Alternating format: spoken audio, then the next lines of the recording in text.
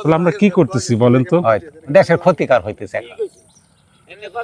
মাটির ক্ষতি হইতেছে, আর জনগণ এই যে আপনাদের সার ওষুধ দিয়া জিনিস খাওয়াই, এগুলো তো সব মানে খারাপের পথে হইতেছে। আগে কি এত রোগী ছিল, এত ক্লিনিক ছিল? এত ক্লিনিক ছিল না। এটা কি? এটা হলো ওষুধ। কি ওষুধ? বিষ, ঘাস মারা ওষুধ। বিষ কি ওষুধ হয়? জি, ওষুধ তো রোগ সারায়। ওষুধ রোগ সারায় না, এটা হলো মানে ঘাস মারা ওষুধ। এটা তো খাইলে তো মানুষের মৃত্যু হয়, এই জন্য তো ওষুধ বলে এখানে বিষ। ফিল্ডার। ফিল্টার। ফিল্ডার, এটা ঘাস মারা বিষ। ঘাস মারা বিষ। এই কয় বোতল আনছেন? এটা হচ্ছে 4 বোতল। 4 বোতল কয় লিটার আছে? এটা মানে 1 লিটার না, হাফ লিটার নাই। 4 বোতল বিষ, 110 টাকা করে দাম আছে এখানে। ACI formulation limited, Gazipur. গম, আগাছার নাম বথুয়া, আমরুল শাক, চা, গম। গম গম গম লাগাবেন নাকি কি লাগাবেন? এখন হলো ধানের মধ্যে দেব। ধানের মধ্যে অগাছা, শামা, দুবলা, টুসখোলা, এই কাস্তে গাছ। এই মানে বীজটা কখন দেবেন? ধান বুনে নাকি ধান বোনার আগে? না, ধান বোনার গাছটা একটু বড় হলে তারপরে দেব। মানে ঘাসও জ্বালাবে, ধানও জ্বালাবে, দুইটার সাথে ওই ঘাস মরবে, ধানটা বাঁচা থাকবে। কিন্তু এইবার আমারে বলেন, যেই বিষে ঘাস মরবে সেই বিষে কি ধান মরবে না? না, ধান মরবে না। এটাই তো জ্ঞানী বুদ্ধি যারা আছে তারা তো তৈরি করছে এটা দিয়ে, বুঝছেন যে কিভাবে করা যায়। তারা তো একটা বুদ্ধি করে তৈরি করছে।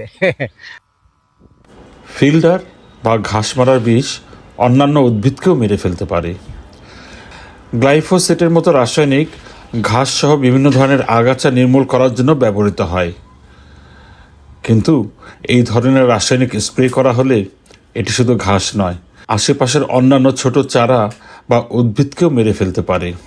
কারণ ফিল্ডার বা আগাছা মারার বেশিরভাগ রাসায়নিকই অনির্বাচিত হয়, যার মানে তারা নির্দিষ্ট কোনো উদ্ভিদকে চিনে আক্রমণ করে না, বরং যে কোনো উদ্ভিদের সংস্পর্শে এলে তাদের ক্ষতি করে।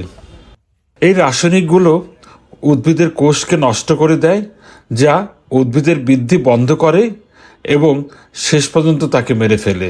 আর বাস্তবে দেখা গেছে ফসলের ক্ষেতে এই ফিল্ডার জাতীয় ঘাস মারার বিষ উৎপাদন ব্যাহত করে, মানে উৎপাদন কমিয়ে দেয়। আপনি কতদিন ধরে চাষবাস করেন? চাষাবাদ করি প্রায় আমি হলো 30 বছর ধরে।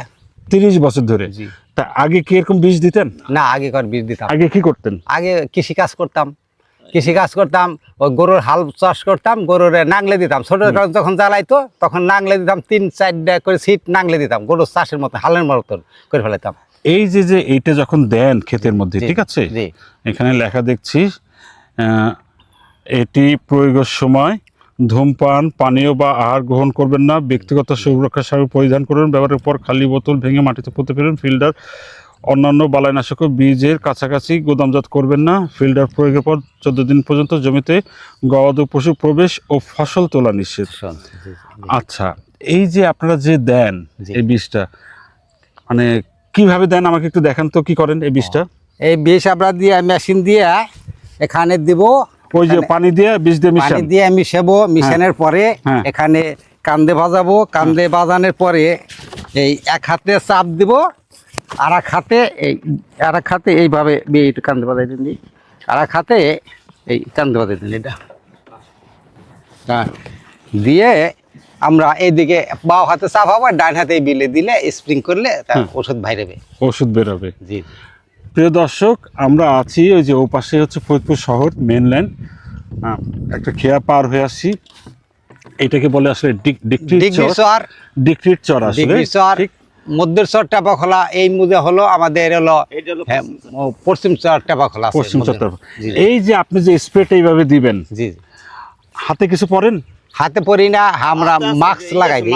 কিছু মাস্ক পরেন কোথায়? মাস্ক এই যে ব্যাগে আনছি, আমরা যে কোনো ওষুধ ব্যবহার করবো তখন মাস্ক লাগাই নিব। মাস্ক লাগাই নেবেন? জি। এখানে কিন্তু এই মাস্ক পরবেন না? ইনশাআল্লাহ এই মাস্ক পরবেন। এই মাস্কটা না পরলে কি হয়?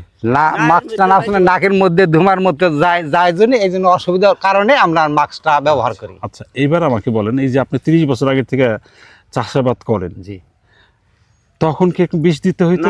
না না, তখন বীজ দিতে হয়তো না। তখন এই আগাছা কেমনে পরিষ্কার করতেন? ঘাস ওই যে নাংলে দিয়া লেবার খাটাইতাম, অনেক নাঙ্গল দিয়ে লেবার খাটাইতেন? লেবার খাটাইতাম, নাঙ্গল চাষ করতাম, নাংলে দিতাম।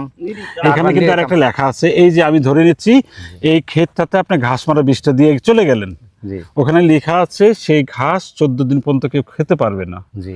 গরু ছাগল যেই হোক। তখন যদি অন্য কোনো ছাগল ঠাগল এসে খায় কি হবে তখন? তাতে আমরা এই ওষুধ দেওয়ার পর একটা লাল ফররা দেবো, লাল ফররা দেবো, একটা সংকেত। আমরা তো খেতে দাঁড়াই থাকতে পারবো না, যে কোনো মানুষ লাল চিহ্ন দিবেন আপনারা? লাল চিহ্ন দেবো, যে মানুষ আসা যাওয়া পরে তারপরে বলবে যে না এখানে একটা বিপদ সংকেত আছে, লাল ফররা দেবো। ধান তো বোনা, ধানের মধ্যে আমরা বীজ দেবো, ধানের মধ্যে দিবেন? ধানের মধ্যে দেবো। কিন্তু হ্যাঁ, কিন্তু যে বিষে অন্যান্য আগাছা মরতেছে সেই বিষে কি ধান মরবে না? ধান মরবে না। আপনি দেখছেন এরকম না? হ্যাঁ জি জি, আমরা এখানে কয়েক বছর ধরে এই বিষ আসার পরে আমরা ব্যবহার করতেছি, ব্যবহার করার পর দেওয়ার পরে ওই গাছটা থাকবে, ও গাছা মরবে, ধানটা থাকবে। আচ্ছা, এই যে ঘাসের তো অনেক দাম আছে, জি। এটা কাটিয়ে নিয়ে গরু ছাগলে খাওয়ালে তার ছাগলে খাওয়ার হয়ে যায়, জি, জি। তাকে বিষ দিয়ে মারবেন কেন? ও তাকে বীজ দিতে পারবো, আমাদের তো ফসল তো ওই ঘাসের থেকে আমার ধানের ফসলটার দামই বেশি, ওইখানে আমার খাই বাস্তা ওইটাই লাগে, এই জন্যই। কিন্তু আর একটা কথা আছে, যেই বিষে এরকম ঘাস মরে যায় সে বিষে কি মাটি মরে যায় না? মাটির তো একটু দুর্বলতা হয়। কারণ আপনি কি জানেন ওই ছোট্ট একটু মাটিতে যে পরিমাণ অণুজীব থাকে, মানে মাটি হচ্ছে জীবন্ত, সেই 1 চামচ মাটিতে যে অণুজীব থাকে সে একটা মানব দেহের মধ্যে নাই সেই অণুজীব। সে মাটি যদি মেরে ফেলেন তা কতদিন আর এরকম বিষ দিয়ে এই সার দিয়ে ফসল ফলাবেন? আপনার তো আগে কি করতেন, 30 বছর আগে যখন ফসল ফলাইতেন তখন কি কিনতেন আপনি বলেন তো আমাকে? তখন তো আমাদের এই সার ছিল না, সার না থাকায় থেকে ওই আমরা হলো গোবরের সার তৈরি করতাম, সব খেতে দিতে পারতাম না, মানে কাছের যে ফসলগুলো হয়তো ওই জমি জমাগুলো পিস রসুন লাগাইতাম, বাড়ির পর থেকে বছর বেড়ে গোবর টেপা দিতাম, ওইখান থেকে গোবরগুলো খালি ওইগুলো দিতাম, আর অন্য দূরের যে জমিগুলো আছে ওইগুলো কোনো সার ওষুধ দেওয়া লাগতো না। কেন দিতে হইতো না? যে মাটির শক্তিতে হয়ে যেত আল্লাহর রহমতে। তা এখন দিয়ে কার ক্ষতি করতেছেন? এখন আপনি সার কিনেন, বীজ কিনেন, কিনি, তারপরে কীটনাশক কিনেন, এই বিষ কিনেন, ঘাস মারা বিষ কিনেন, ভিটামিন নামে হরমোন কিনেন।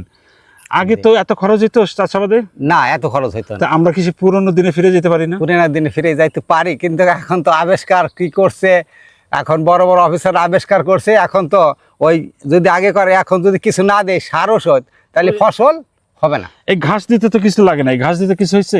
না। এই যে দেখেন এখানে যে ভেন্না গাছ দেখতেছি, ভেন্না কত গাছ, গাছ, হ্যাঁ। এগুলো দেওয়ার জন্য কি সার দিতে হয়েছে? না, কিছু লাগে না ওইটা। তাহলে ওইখানে হইলে এখানে হবে না কেন? আগে তো আপনি ফলাইছেন। ফলাইছি আগে। এভাবে চিন্তা করছেন, যে বীজটা আপনি খেতে দিচ্ছেন, আপনি একটা লাল ফ্ল্যাগ টানায় চলে গেলেন, চলে গেল। আর এক বাড়ির গরু ছাগল তার বুঝবে না লাল ফ্ল্যাগ, সেটা সে খালি ঘাস খেয়ে মারা যাবে। ওই আমরা তাহলে, আপনি আমাকে বলেন, আমরা জেনে বুঝে নিজের ক্ষতি কেন করব? জেনে বুঝে ক্ষতি হলো। এখন আমাদের আগে 1 মণ জমিতে ধান হয়তো 8 মণ, 10 মণ, 5 মণ, এখন তো ধান 1 বিঘা জমি হয় 20 মণ, 50 মণ, 40 মণ।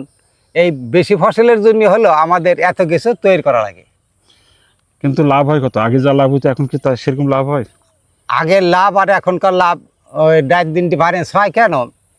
আগে তো আপনি কিছুই কিনতেন না, কিছুই কিনতাম না, বীজ ছিল ঘরে, বীজ ছিল ঘরে। এখন ওই সার ওষুধের এত যাইতেছে, এত যাওয়ার পরে তা সব তো মিলে কি লাভ হয়? আপনার হ্যাঁ, কি মনে হয়? মানে তাও লাভ হয় কে? ওই ফসলটা হলো বেশি হয় না। আগে ধরেন যে রোদ দিয়ে খরা হইলে খরা একবার পুড়ে যেত, শেষ হয়ে যেত, ফসল পাইতাম না, গৃহস্থ অনেক কষ্টর দিন যাইতো আর কি। আর এখন হলো যদি জোগাল দেওয়া যায়, তার মেশিন দিয়ে চাষবাস করলে, সার ওষুধ দিলে মোটামুটি ফসল পাওয়া একটা গ্যারান্টি আছে, গ্যারান্টি আছে। গ্যারান্টি আছে। কিন্তু এই যে জমিতে একটু একটু করে মাটি দুর্বল হয়ে যায়, আপনি বললেন, যখন মাটিটা মরে যাবে তখন তো এখন পরের চিন্তা তো আপনার অত বুদ্ধিও নেই, এত বুঝতে পারবো না। আপনার বাপ দাদা তো আপনার জন্য একটা সুন্দর জমি রেখে গেছে, ঠিক। আপনি আপনার নাতির জন্য কি রাখতেছেন তাহলে? আমার নাতের জন্য তো এখন ওই বীজ দেওয়া মাটি, ওই বীজ দেওয়া মাটি রাখতেছি, বুঝছেন? চিন্তা করেন না এর থেকে কেমনে আমরা বেরোবো? কিন্তু হ্যাঁ, পরের আপনার কি কালের মনে চিন্তা হয়? তো হ্যাঁ, আমাদের এই দেশের ক্ষতি হইতেছে এখন। এই যে পরে যে হবে ফসল কি না হবে এটা তো আমরা বুঝতেছি না। এখন নগদ খাওয়ার জন্য আমরা এটা হলো।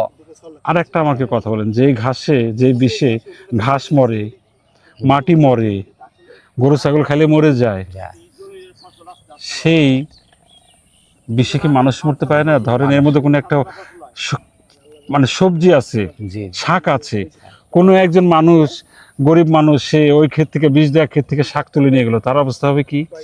সে তো যদিও মারা না যাবে, এটা আগুনের পানিতে খাইলে তার অসুস্থ হবে, ভিতরে রোগ ধরে যাবে।